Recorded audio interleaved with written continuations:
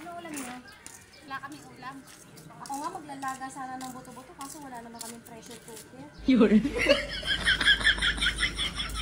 Hanap ka ng pressure cooker, te.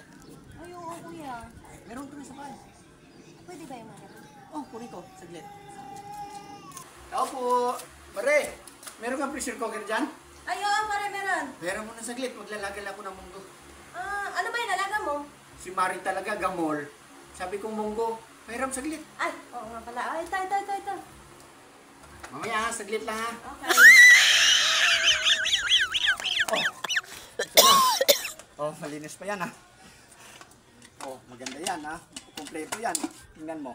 Tinago pa ni Mrs. yan ha. Oh my God. Bilisan mo paggamit kasi may renta yan. Pag sumobra ka sa oras, Magkano na marenta nito? 100. Pag sinalang mo, wala pang bayad yon. Pag sumerit ito, 100 na sa minuto. Kaya bilisan mo. Kasi may oras yan doon sa kinuhanan ko ha. Huwag kang gamos.